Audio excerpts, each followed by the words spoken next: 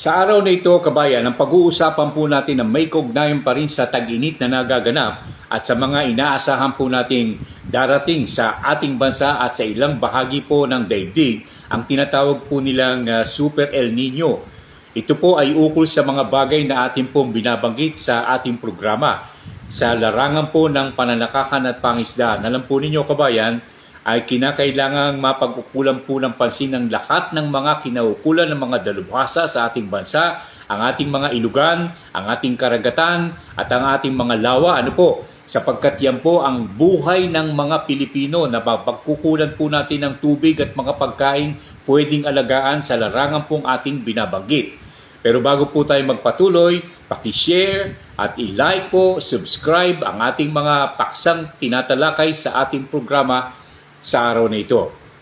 Alam nyo, importante po na pag-ukulan ng panahon, pansin at kakayahan ng lahat ng mga kinaukulan, lalong-lalo na ng ating mga dalubhasa sa kailangang tubig para po sa produksyon ng pagkain at sa inumin po ng ating mga kababayan. Lahat po tayo, siyempre, nangangailangan po ng pagkain at tubig. Ano po, sabi nga po ng mga dalubhasa, ilang araw lang na hindi ka makakuha ng tubig at makainom, magiging problema po sa ating kalusugan. Ano po?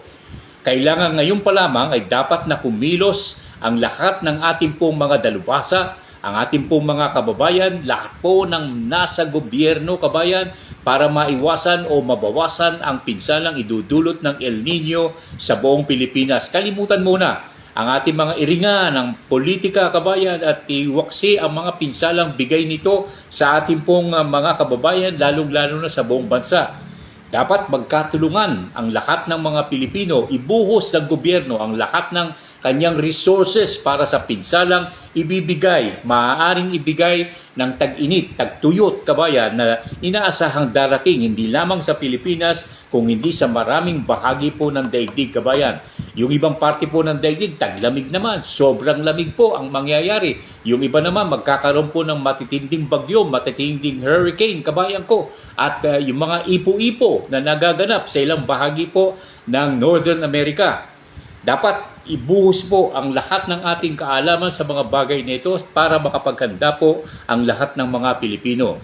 Kung nabalitaan po ninyo ang ginawa ng dating pinuno ng Libya, kabayan, si President Gaddafi, nagpagawa siya ng isang malawak at mahabang pipeline para po sa tubig na kanilang kailangan noong mga panahon niya.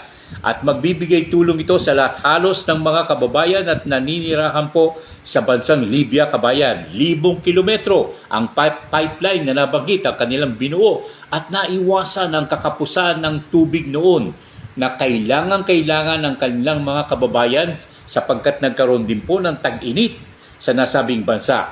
Sana, kabayan ko, ganito rin ang gawin ng ating pamahalaan para po sa ating mga kababayan sa harap ng mga nagbabantang hagupit na dulot po ng El Nino. Tinawag pong Super El Nino. Ito po'y palagian po natin binabanggit sapagkat hindi biro-biro ang mga bagay na ating pong nabalitaan at pinapasa po natin sa pamamagitan po ng ating palatuntunang ating alamin. Iligtas nawa tayo ng ating Panginoon laban po sa inaasahang pinsalang bigay ng ating kalikasan, kabayan. Manalangin po tayo para po sa ating kaligtasan. Manalangin tayo para sa kaligtasan ng lahat sa buong mundo na wag sanang dumating at wag sanang kasing lala ng kagaya po ng mga nabanggit nating naganap sa ilang bahagi po ng daigdig, ilang taon na, ilang dekada na ang nakalilipas. Kabayan? Maraming salamat sa inyong pagsubaybay at subaybayan po ninyo ang mga darating pang balita ukol dito sa ating palatuntunang ating alamin, kabayan. God bless po sa lahat.